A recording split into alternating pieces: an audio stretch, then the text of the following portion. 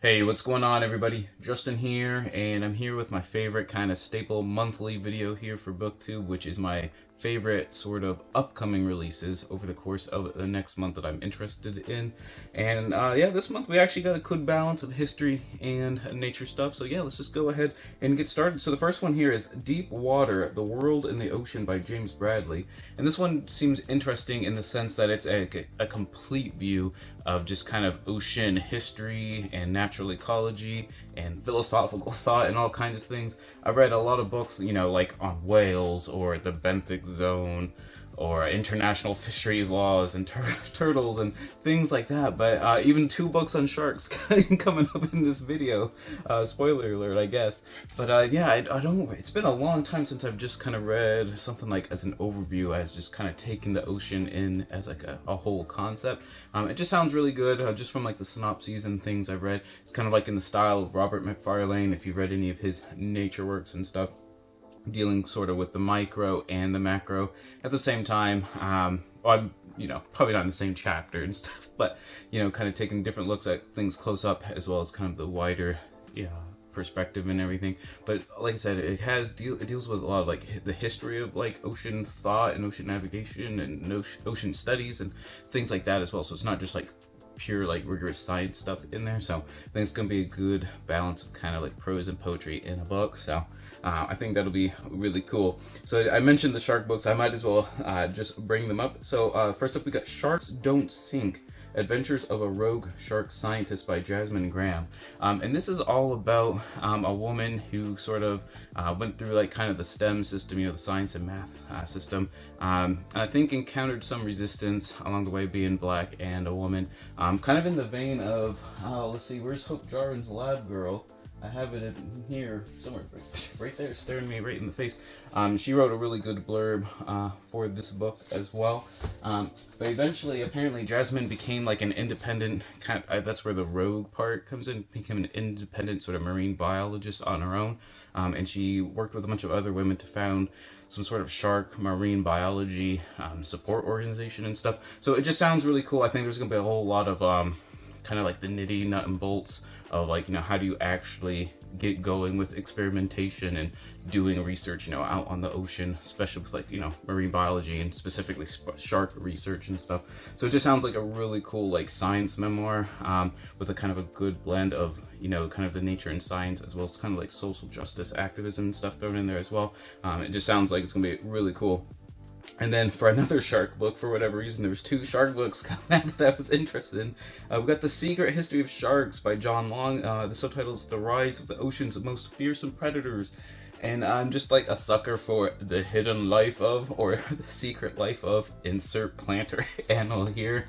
That's just how you're going to get me to buy a book, so good job with that. But I'm trying to think off the top of my head, I can think of 2 specifically shark books that I've read that were really, really, really good. One was Emperors of the Deep, and another one was Why Sharks Matter, I believe it is. I'll put the pictures up there as well. And I had like, it's just one of those topics that I've read books on that hasn't missed yet. So I figured if I've read 2 or 3 like 5-star books on sharks, hopefully these 2 are 5-star ones as well. Unlike when I just mentioned in one of my previous videos, check out my TBR video where I mentioned some pirate books, and I have a much worse record with picking and selecting pirate books. So sharks are kind of on the opposite end. They all seem to be really amazing.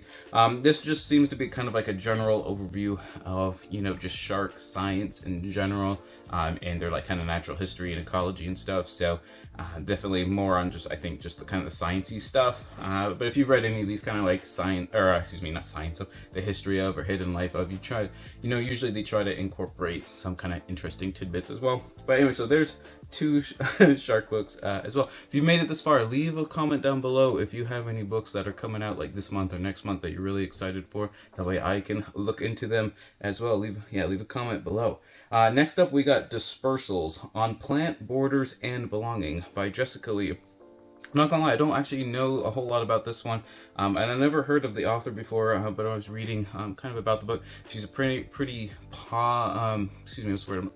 I was gonna say popular. Well, I guess popular and prominent, pretty similar. essayist, I guess, and journalist. And yeah, this book is it's a collection of 14 different essays dealing with plants and human interaction. And from what I was getting, it's going to be a lot of like analogies between like, invasive species with plants, which is kind of like a big thing, and kind of how human culture kind of also tries to incorporate, invasive, like, illegal aliens, things like that. But all kinds of different stuff, like I said. It just kind of reminds me of gardening and that sort of thing, even though I know the book isn't really about like gardening plants and stuff per se. But yeah, I think it's just gonna be like one of the good plant ones. I haven't read a good plant one in quite a bit, so I'm hoping this one kind of does the job for that. And then one more before I get on to some that I was fortunate enough to get physical copies ahead of time. We have Fall of Civilizations by Paul Cooper, The Stories of Greatness and Decline.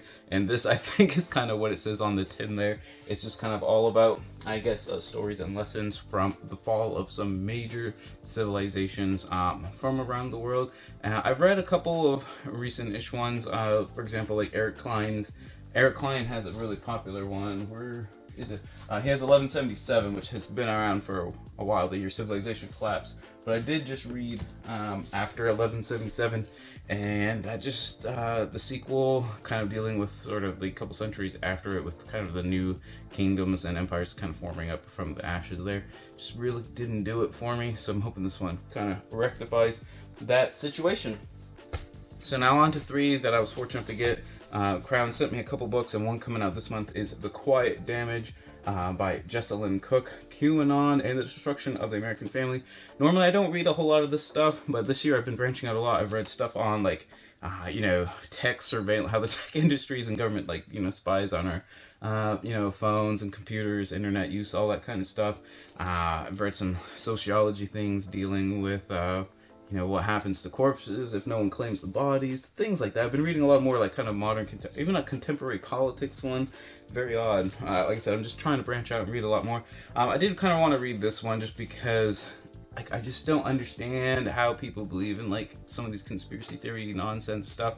And this book tracks 5 different families where someone in the family just goes down that rabbit hole and gets completely lost apparently, and kind of the aftermath of like the effects that it has on the family, especially when the spouse or the partner or the kids or whoever just, obviously don't go along with it, and kind of the consequences and splitting up and everything like that. There was like one little, I just wanted to read kind of like a little blurb here out of it that, so charting the arc of each believer's path from the first intersection with conspiracy theories to the depths of their cultist conviction, to, in some cases, their rejection of disinformation and the mending of fractured relationships, Cook offers a rare, intimate look into the psychology of how and why ordinary people come to believe the unbelievable. So, kind of, like I said, it's kind of profiling 5 different families, and like if you've been watching my channel for any length of time, I kind of like rag on my like super conservative like in-laws and stuff, but they are even not like even like remotely close to like conspiracy theorist people and like QAnon believers and all that kind of stuff. So I do want to kind of like read in on how, I guess, I don't know, I just don't understand the cognitive dissonance that goes on sometimes, and I'm hoping this kind of, clarifies the picture just a little bit for me. Next up, we have like a pure history book. I feel like I have been, the pendulum has definitely been on like the nature end of things quite a bit recently, but we got a pure history book. We got Alexander at the End of the World, The Forgotten Final Years of Alexander the Great by Rachel Kauser.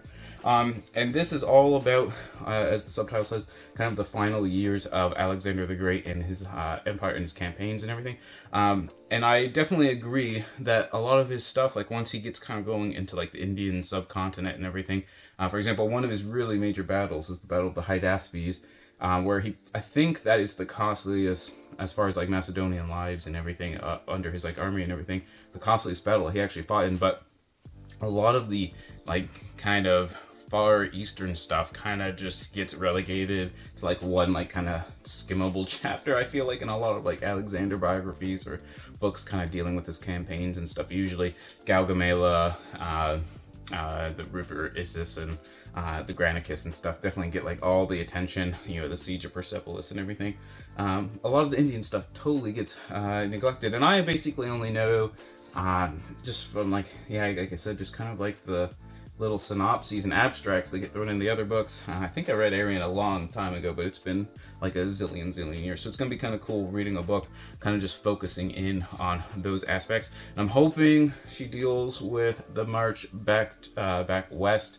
For example, like when they cross the Gedrosian Desert. And this is one of the reasons I really can't stand Alex. I don't know how I like read books on him. You can't really avoid. I don't know if you can really avoid if you read a lot of like ancient and Greek histories and stuff. And Hellenistic histories, but anyways, I really can't stand Alexander the Great. I know he's a very polarizing, either I kind of like love him or hate him and stuff, but my whole argument is, you know, the crossing of the Gedrosian Desert killed more Macedonians than like pretty much all the battles like combined ahead of time.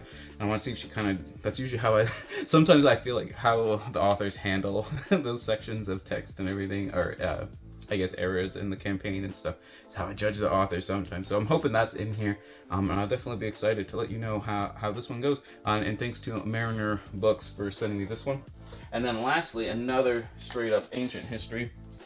We got The Missing Thread, a women's history of the ancient world by Daisy Dunn, author of The Shadow of Vesuvius, The Life of Pliny, which I did read a long time, I think when it first came out, quite a while ago, and definitely enjoyed it. I've read a bunch of medieval women's histories. I think I've read like, let's see, I read Elaine Powers, Frances and Joseph Guise this year. I think I've read one other one. But I've never read one like kind of on the ancient world, ancient or Greek or Roman specifically, like kind of like a women's history of that time period. Though I know it's a pretty popular subject, so leave some comments down below if you've read one. I know there was one, with the Egyptian Queen Nefertiti on the cover. I can't remember off the top of my head. But I've read a bunch of biographies of different medieval and ancient women too, like Agrippina. No, they say that Agrippina. I know there's one on Messalina that's on my TBR. Matilda was like one of my favorite ones for medieval period. But like I said, I haven't read an ancient one, and I've read some general social histories of the ancient world, but none specifically through kind of a women's lens. So I think it'll definitely be interesting, and I know the author is really good. I definitely enjoy reading The Shadow of Vesuvius back 4 or 5 years ago, so definitely excited for that. And Paul Cartledge has a really good blurb on the back of the book as well, and he's probably like one of the big prominent Greek historians that I just know is gonna be like a solid hit when he puts out something. So anyways, thank you so much to Viking for sending me The Missing Thread, and I'm definitely going to be excited to kind of prioritize this one as well. Except I say that a lot, I can't prioritize. I say I'm going to prioritize like 10 different books, and that just, doesn't mean really anything in the long run, now does it?